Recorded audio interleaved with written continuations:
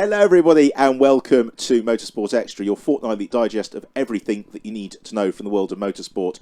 As ever, it's Ben Evans and Keith Collantine speaking to you from the Formula 1 Fanatic Global Headquarters. And we've got a lot to discuss this week because it's been a very busy fortnight of racing, Keith. It's been excellent, yeah, and I'm really glad to see that you've made a bit of a recovery from your obvious illness in the closing stages of yesterday's IndyCar race.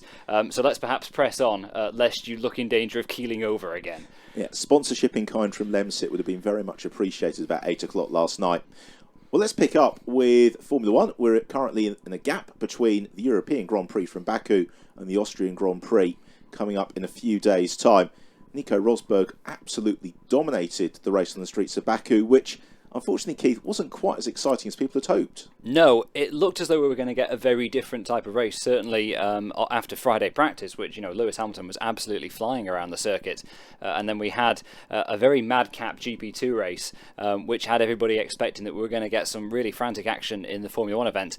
But of course, as you all know what happened, Hamilton messed up in qualifying. Qualifying was certainly very exciting, mainly thanks to Lewis Hamilton having lots of problems during the course of the session and only able to qualify down in 10th. But then we thought we were all set to see him race through the field in the Grand Prix itself, and it really didn't happen. I mean, he picked up some places in the opening stages. It was all fairly straightforward passes with DRS stuff, and then of course he had his much discussed engine setting problem that he wasn't able to rectify because the team couldn't tell him basically which button to push. If ever there was an argument that Formula 1 is possibly a little bit overcomplicated, that was it. I think my takeaway from the race was the motorway section of the circuit reminded me a little bit of the Sao Paulo IndyCar circuit, and I was thinking back to that magnificent race from a few years ago and just kept being disappointed it wasn't that race. Yeah, it really did offer a lot more than it gave. The GP2 races, aside from the craziness, and we'll get onto those in a bit, really were exciting. Drivers were slipstreaming each other all the way down there. But with Formula 1, it just seemed to be the case that they dragged up to each other and then they got the benefit of DRS, passed very easily. And because we had 2 consecutive DRS zones and 1 detection point, once one driver had overtaken the other, they then pulled away completely clear in the DRS zone. So it really just became a race that was entirely about DRS and really wasn't terribly satisfying to watch at all. And also, it was a race where, against all expectations, nobody put it in the wall. I think certainly following the GP2 races, I splashed out big time. I put 10p on Rio Harinanto to get into the points. So where do you come down on this one, though? Because, obviously people were expecting drivers to struggle a bit more. And during practice and qualifying, we did see drivers having a lot of problems. It was clearly a tricky, challenging circuit, fast, narrow in places, not much runoff. For a new circuit, a lot of the things that we look at, look for, quite a lot of challenge. In the race, we didn't see that. Now, do you come down on this is because the drivers are the very best in the world, and when game day comes, they bring out their very best? Or are you more towards the end of it's because they're nursing the tyres so much, looking after the cars so much, they're not pushing flat out and not making the kind of mistakes that we might otherwise see? I think it's a bit of both. I think if you're at Formula 1 level, on a new circuit in practice to push up to the limit. If we go back a decade, how many times did Michael Schumacher prang the car on a Friday or Saturday in free practice, particularly at the start of the season? I think it was 2003 in Australia. He had a barrel roll because he was right on the limit and then didn't put a wheel wrong the rest of the year, pretty much. And so it's no surprise to see the drivers finding the wall during free practice. At the same time, the regulations are such that you don't see those retirements so much in Formula 1 anymore because the drivers aren't able to go at 100% the whole time. Yeah, I do think that is part of it. I probably lean a little bit more towards the second part of that explanation. I think the other big factor as to why Baku didn't thrill in the way we hoped it might was this looked like a circuit that it was custom built for Mercedes. They had a huge advantage there of the kind of which we haven't seen since the first race of last season. And after a couple of races where, on the slower circuits, Red Bull were getting closer, they out-qualified them in Monaco and raced very strongly. And then we went to Canada where it was Ferrari's turn and they had their new turbo upgrade and they were very close to Mercedes and that was very encouraging too. This was a complete reversal and Mercedes rivals were really quite weak in Baku. And they knew they were going to be weak beforehand. I think last time we were discussing on the podcast, Red Bull was saying they knew they were going to give away a second on the straights to Mercedes. And it was a pity. I mean, I generally quite like the circuit. It's the first new circuit in Formula 1 for quite a while that's made me think I might actually buy the computer game because I fancy driving a few laps of that. It certainly looked really, really challenging, maybe even asking a little bit too much in terms of safety in some places. I was surprised one or two bits of the track got clearance, particularly that pit lane entrance where they just seem to have rebuilt the very problem that Interlagos has spent huge amounts of money on fixing recently. It was surprising isn't really the word, but questionable that got signed off in the way it was. I wouldn't be surprised if it's changed when the drivers go back next year. It's a very 2010s F1 venue in that clearly everything that Formula 1 had asked for, the government in Azerbaijan made sure that it happened. The well done Baku signs on some of the barriers, well, draw your own conclusions, but it was a real transition race from what Formula 1 used to be to where I think it would like and aspire to be in the future, which is cities giving themselves over totally to hosting a Grand Prix. Almost on the Formula E model, you would have to say. Maybe that's a little bit more to what they're looking for, and I don't think you'll find an awful lot of cities, in Europe, for example, willing to accompany that. I check myself because I've said in Europe, and we're talking about the European Grand Prix. Obviously, depending on which pedantic geographic definition you used, Azerbaijan may or may not be part of Europe. But I do think, you might struggle to hold that kind of race. My only other takeaway from the weekend was, and I don't know if anybody else spotted this, as the cars came into the city section, there was a balcony where a family came out every lap and started waving a very large Azeri flag. And the deal that must have been done to allow that, because I've heard many, many stories of companies that have hired balconies, particularly at Monaco, they've put a banner over and somebody from FOM has been over in no time at all. And it was just something that I really noticed because it was happening every single lap. Yeah, and also I think when the cars took the checkered flag, they were also waving the local flag along with the course flags. I'm not aware that that's something that happens elsewhere. I could be wrong. Do tweet in and let me know if I am. I can't think I've ever seen that before, but I could just be being incredibly silly. But the other big one for me was Sergio Perez up on the podium for the second time in 3 races and completely on merit. And you would have to say that was slightly beneath what the Force India was capable of. That was a car that could have finished second on that day. What's been really interesting as well is that for years we've said Nico Hülkenberg of the Force India has got podium potential. He is going to smash it. He's going to have a standout drive. And instead it's Perez, who after that fairly disastrous season at McLaren who had maybe been written off, certainly by me, is the driver who's stepping up and delivering the results. Yeah, I mean, Perez now, I think, has at least half a dozen podiums. And you look at the teams he's driven for, Force India, Sauber and McLaren. McLaren's the only one he didn't get a podium with, which is surprising. But, I think it's quite heartening to see Force India doing well because they're an independent team, they're a customer team, and they've taken advantage of this period of stability in the regulations. They've come up with a really neat, effective little chassis, and they're using it brilliantly. I think Nico Hülkenberg, wow, what a disappointment that weekend was for him, and it all went wrong in Q2 with the spin not making it through into Q3. And you would have to say, in Monaco, he was unlucky not to get on the podium. He really should have been on that day. But at Baku, the opportunity was there, and he absolutely blew it. And also, with words starting to come through that Kimi Raikkonen's seat isn't necessarily secure, certainly for drivers like Sergio Perez, for Nico Hülkenberg, this is the chance to throw headwear into a circular object. Yeah, the opportunity may potentially be there for someone to step into that Ferrari. You'd have to say, on the strength of Raikkonen's performances so far this year, that probably really should be the case for next year. Ferrari, rumour has it, would like to have Ricciardo in that seat, but Red Bull have pretty much got him sewn up, I believe, for next season. Well, next weekend we've got the Austrian Grand Prix to look forward to at the Red Bull Ring, and you will probably know the answer to this better than I do, but I believe that Zeltweg is the only town that has hosted Formula 1 racing on 3 different circuits. 3 different circuits? Well, 2.5 different circuits. Yeah, because obviously they definitely had the Zeltweg airfield, which held the race in '64, and then they moved it to the Österreich Ring, which has now had 3 different names. And maybe about to undergo some more changes as well, because they've completely resurfaced the track for this year, and once again gone for it will be very much bump free. I don't remember it being a particularly bumpy circuit to begin with, but once again very low abrasion, which is something we've seen quite a lot of in recent races, and the problems that can cause from the point of view of getting the tyres grippy enough. But the other thing they're doing is doing a bit of rebuilding work around turn 1, and they're being really cagey about this. I have asked them, because we've seen pictures appear online. They posted some pictures on their Facebook account of them building a new chicane after the first corner and then leading through onto the old loop of track. Obviously, this has got geeks like myself very excited, because we'd all like to see more of the old Österreich ring being used and a bit more of the track being opened up. No indication yet as to exactly what they're doing there. Maybe we'll get an announcement over the Grand Prix weekend, but if they are going to bring that old loop into action, that would be fantastic. Certainly, the original turn 1 and turn 2 for the Österreich ring is still there. The rest of the circuit, unfortunately, now is gone. It's part of the runoff area, but that original section is still there. I visited there last July with the GT Open, and you could still drive up onto that section of the circuit. So it's in repair.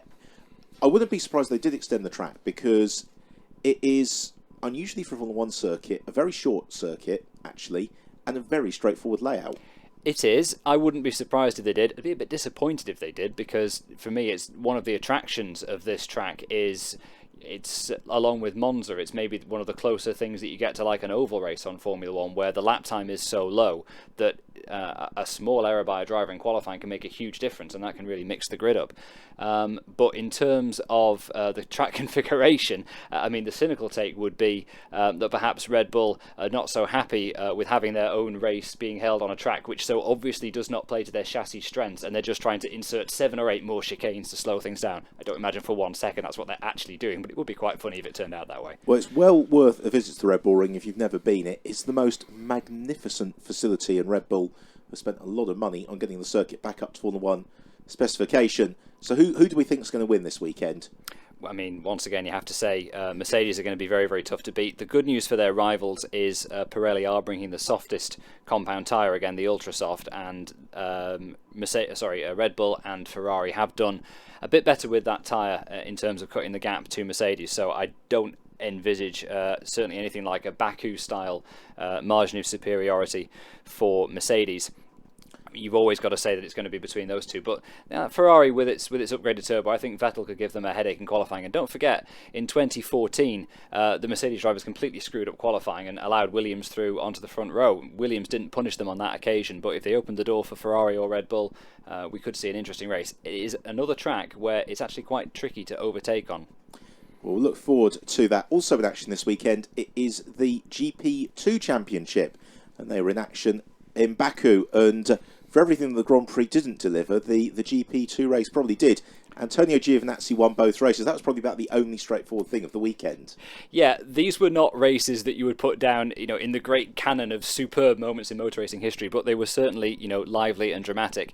I think one of the sort of backdrops to this was obviously we were going to have a lot of incidents for GP2 around Baku, and the GP2 stewards seemed very unwilling to use the virtual safety car after what happened in Monaco. And obviously in the earlier podcast we went into the details there, the differences between the VSC in F1 and in GP2, and why that kind of handed Markelov a somewhat undeserved win in Monaco. So they didn't want a repeat of that, and that was a problem in Baku, because here's a really big long circuit where they really could have done with the virtual safety car, but they never used it once. They used the safety car instead.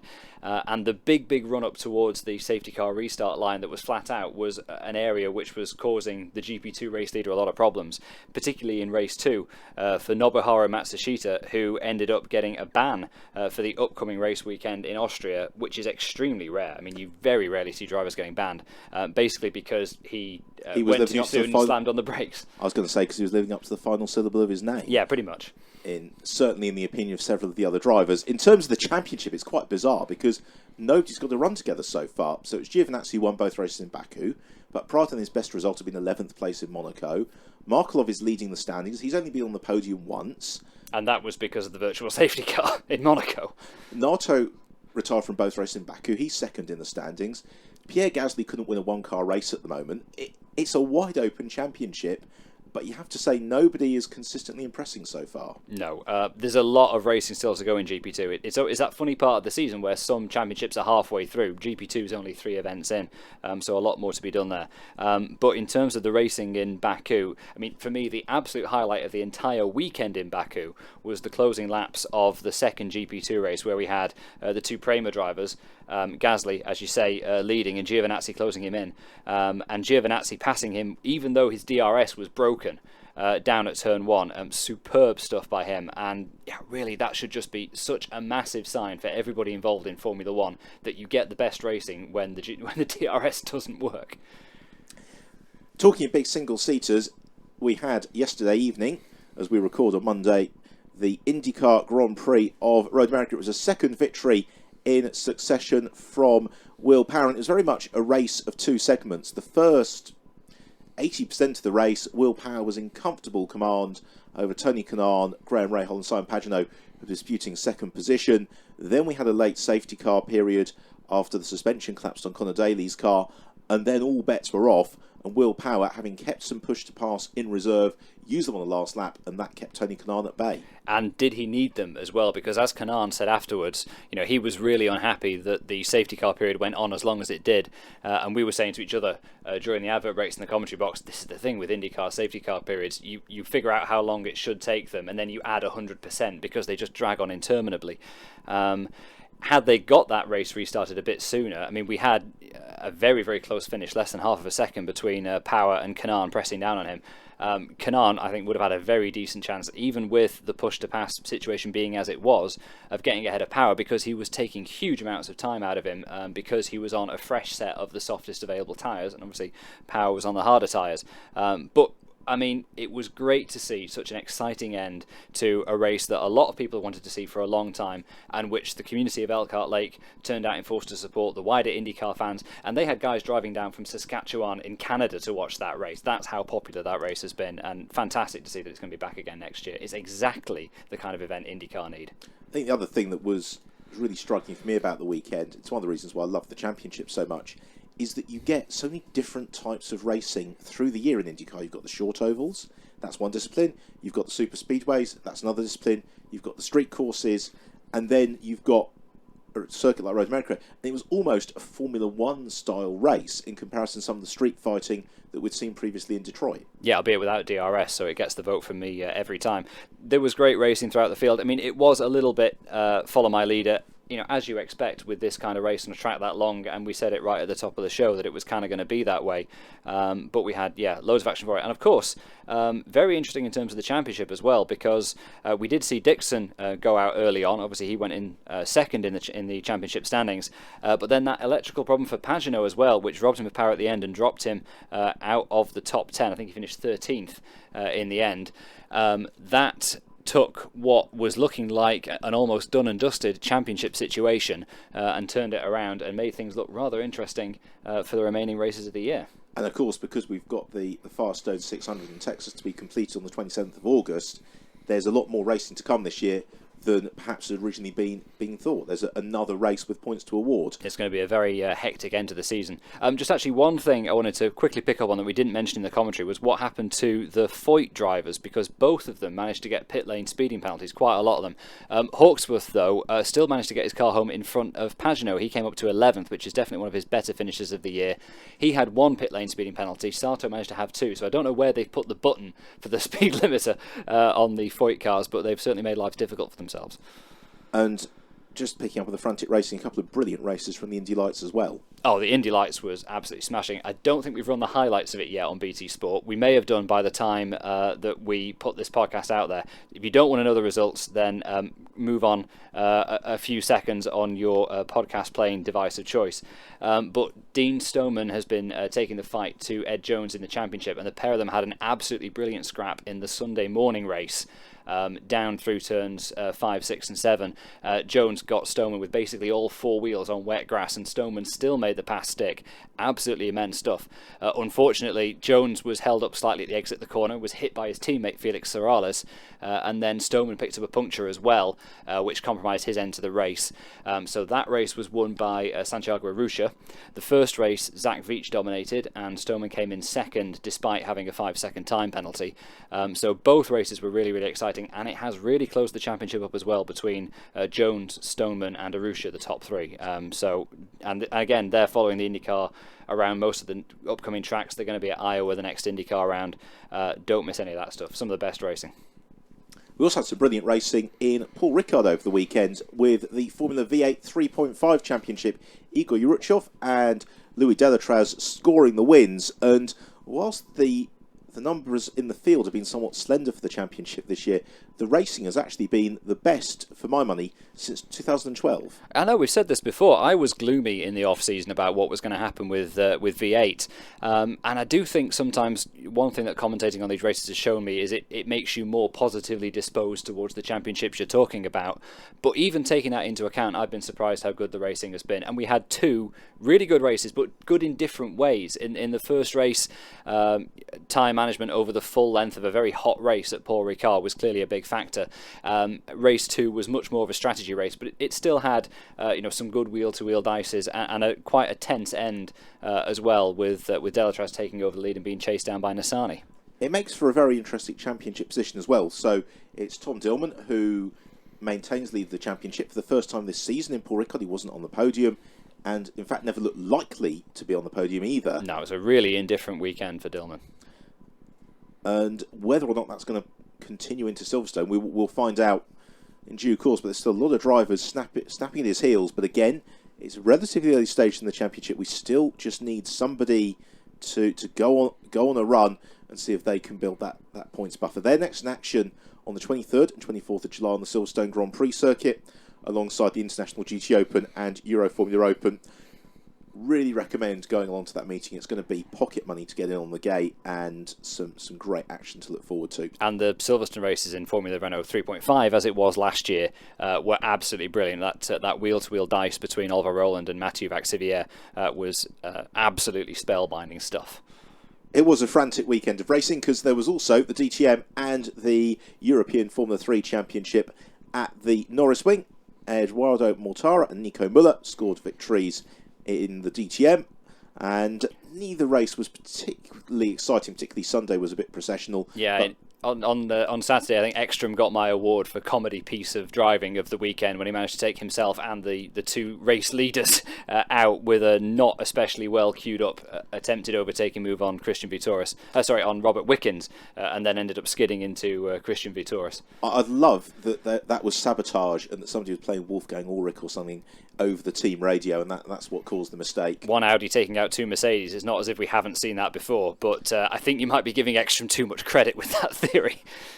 Of course, anything that Matthias Ekstrom can do, Pedro Piquet can do even better. He got caught out in race 3 of the Formula 3 Championship, whereas as Ryan Teveter was slowing, they were behind the safety car at this point. Piquet going a little bit too hot.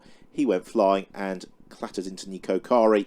Yeah, not the first time those two, Piquet and Teveter, have collided this year, but this time very much Piquet's fault, and the stewards actually gave him a penalty point on his licence for that one, and Mackie had to be taken off to hospital after Nico that. Nico Kari. Sorry, Kari, my mistake. Yeah, he got absolutely clattered by Pedro Piquet. In terms of who won the races, Antoine Hubert scored 1 victory, Lance Stroll took 2, and it's starting to look like a very solid championship challenge from Lance Stroll, the Prema Power Team driver, picking up where Felix Rosenqvist left off last season. And looking back over the last 6 races, Stroll has finished second twice. He's won 4 of them. Yeah, and it was looking good for him once it was announced that Callum Ilott had to have an engine change, because they have, I think, probably the toughest engine change penalties in any category in Formula 3. When you change an engine, you get not 1 10-place grid penalty, but 3 in a row.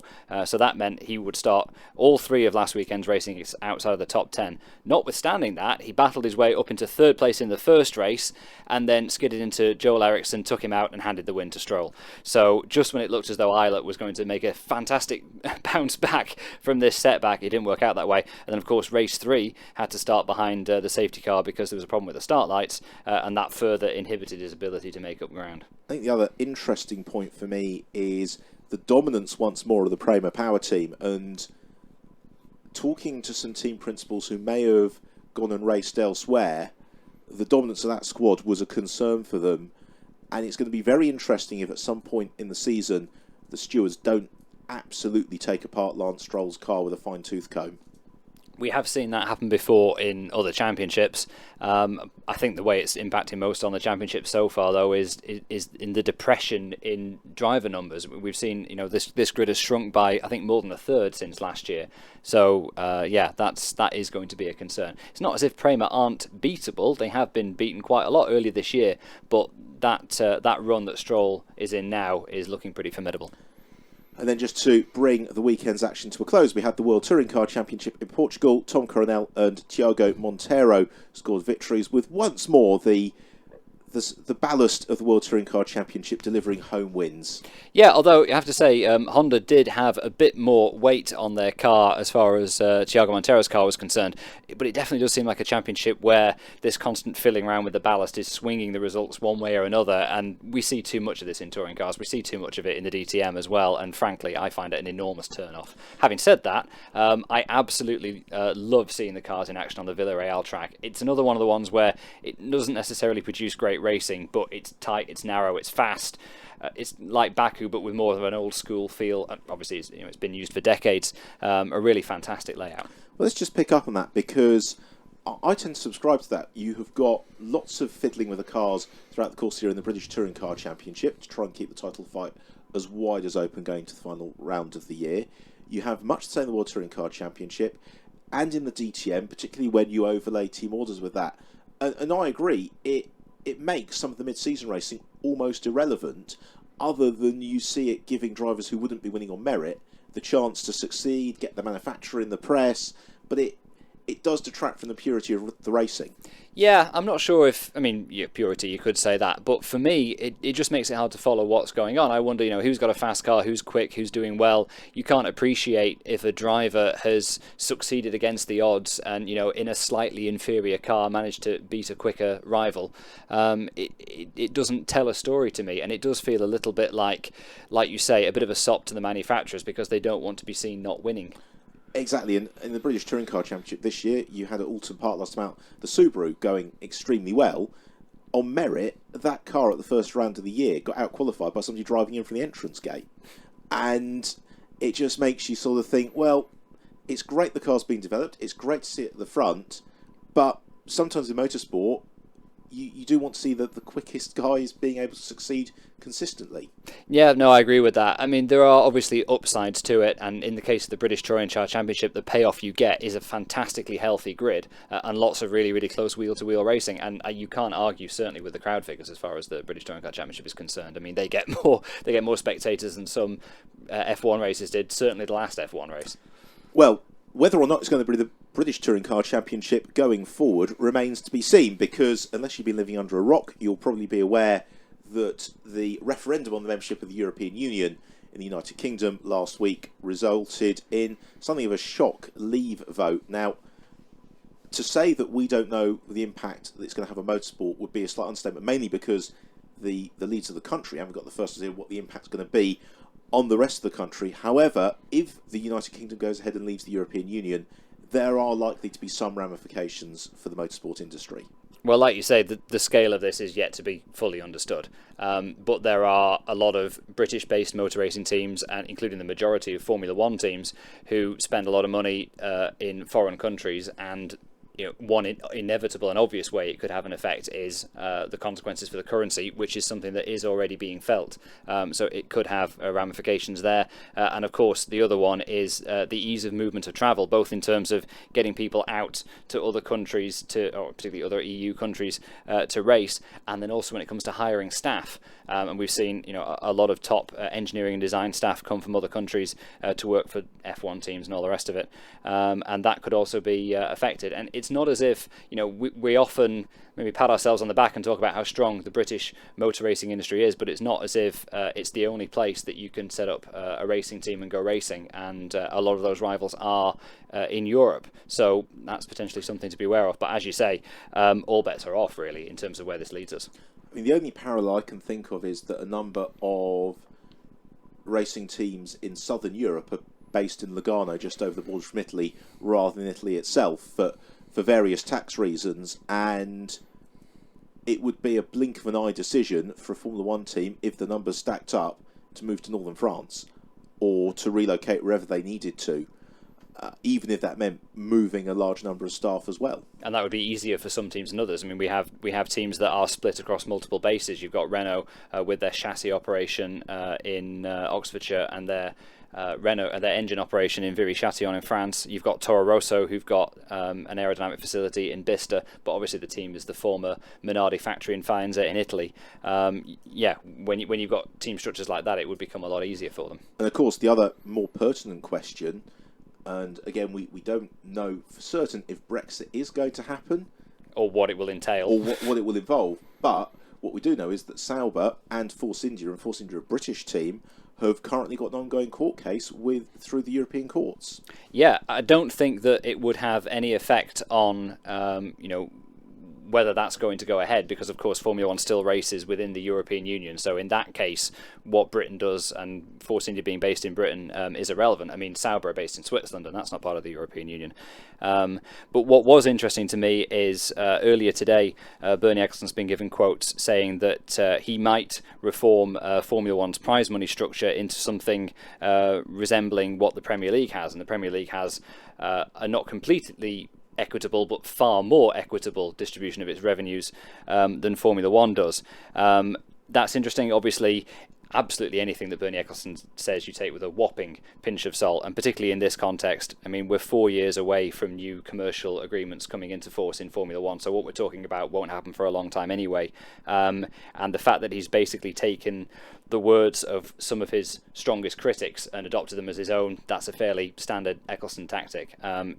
What I'm basically saying is, in no way, really, am I convinced that that's something that's ever likely to happen. Yeah, it would involve too many people who get a lot of money now having to give their money away to other people, and that feels like it's going to be slightly unlikely. Well, this weekend, of course, we've got the Austrian Grand Prix, we've got GP2 and GP3 supporting it. We have also got the season finale for the FIA Formula E Championship, and it looks like we're going to have a shootout between Lucas di Grassi and Sebastian Buemi. Sebastian Buemi coming into this weekend hot on the heels of Heartbreak at Le Mans, and also with memories of spinning away the championship in the final race of the season last year. Yeah, and he arrives also as the driver who really should be leading this championship by a lot more, arguably should even have the championship bought and paid for, because at the beginning of the season particularly, Renault's Edam's car was clearly the quickest thing out there. But he had a lot of slip-ups in qualifying, sometimes exacerbated by technical problems, and sometimes he bounced back from them with really impressive drives through the field. But even so, you're looking at his points tally and thinking it should be a little bit higher than that. I think, even though he's a point behind di Grassi, he probably goes into this round as the favourite, because he's got that performance advantage. There's 2 races, lots and lots of points to be dished out. I would definitely tip Buemi to take the title, but Formula E races are nothing if not unpredictable. Yeah, and it's slightly odd because the Edam's team are essentially the Championship Works team going up against everybody else, because they are bankrolled by Renault, who produce the drivetrain and various other components on the car. And Buemi should have won the championship last year. The way he spun it away was slightly inexplicable, and he's really got to deliver this year. The Battersea Park circuit, as we know, notoriously tricky. Some could say unsuited really for racing. Very, very narrow. And last year we got probably better races than we expected, but helped somewhat by well-timed safety cars. Yeah, I think I would go along with that. It's obviously also the other thing I have to say is it's the last time they're going to race on this track because of reasons that we've covered previously. It's not going to be going back to London, and we don't really have a very good read on where at all they're going to go next year. The other thing that caught my eye on the Formula E side of things recently was Lucas di Grassi complaining about fan boost being unfair. Not in the way you might think, but in terms of drivers potentially getting lots and lots of people to vote for them, potentially vote for them automatically, and sort of, in inverted commas, rig the system, if you like. I thought that was hilarious. The idea that fan boost is fair in one sense and unfair in the others, when clearly it's just completely unfair to begin with in a silly popularity contest. I really can't get on board with this idea that one type of voting is unfair and another type isn't. Well, if you've ever tried to interview Nicolas Prost or Sebastian Buemi and then you see that they've been voted for in fan boost, questions certainly start to be raised. But it's something the championship are incredibly proud of. They believe it has brought a significant level of fan engagement and interaction to the racing.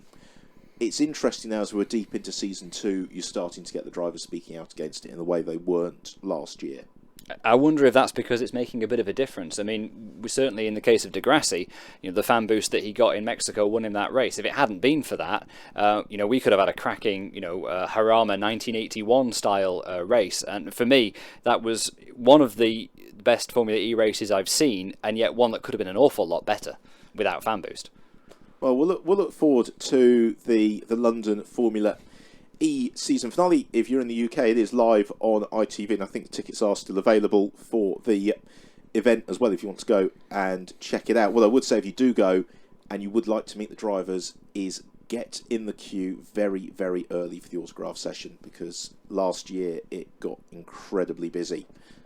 Well, the only other thing we've not touched on, of course, is the Le Mans 24 Hours, because that took place on the Baku weekend for reasons that we have hypothesised about previously, and it was the Audi that took the win in the most dramatic of it was not the Audi, it was the Porsche, of course, that took the win in the most dramatic of circumstances, when the Toyota ground to a halt with 4 minutes remaining. In fairness, you'd be forgiven for forgetting that somebody other than the Toyota won, because they had so much of the attention and they led so much of the race and won, the Le Mans 23 hours and 55 minutes.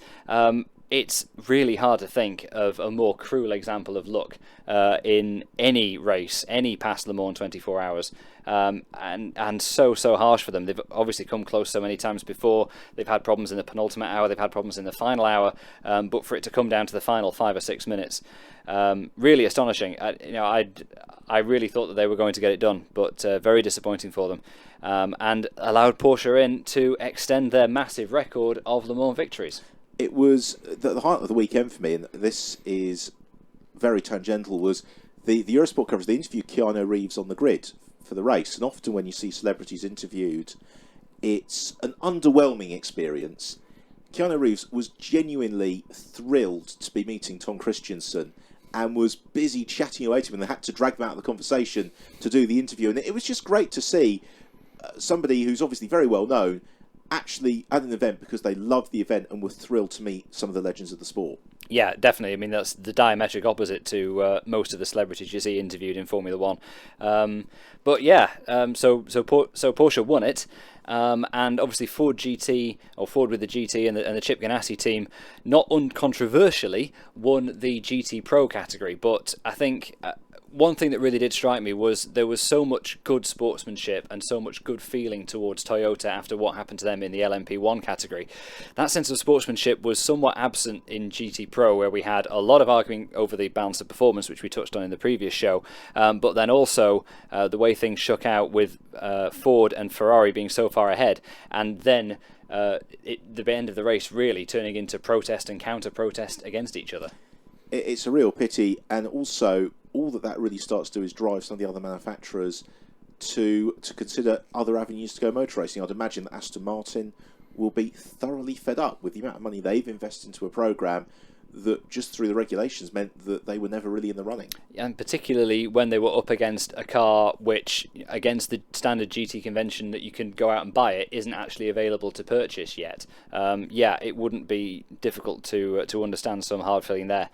For me, the positive story coming out of the GT Pro class was seeing the IndyCar drivers go over there, because IndyCar, showing a little more sense than Formula One, made sure that its calendar didn't clash with Le Mans, and that meant we had obviously Ganassi's massive operation, heading over there with the Ford program, bringing Scott Dixon along with it for his first race at Le Mans, and he did fantastically well, getting on the podium, and also Sebastian Bourdais as well. Bourdais, a Le Mans native, finally getting to go back there and sharing victory in his Ford GT. The World Endurance Championship next in action on the 24th of July at the Nürburgring, if memory serves correctly, and we can tell you semi-exclusively that whole race is going to be live on BT Sport over the course of that weekend, so that is worth looking forward to as well. So that was the Le Mans 24 hours. Lots of racing to look forward to this weekend. We will be back with you in a couple of weeks' time with more from Motorsport Extra. As ever, we would love to hear from you, and you can get in touch at Ben Commentator, at Keith Collantine. Any questions as well for future episodes, please do get in contact. Until then, from Keith Knight, it's goodbye.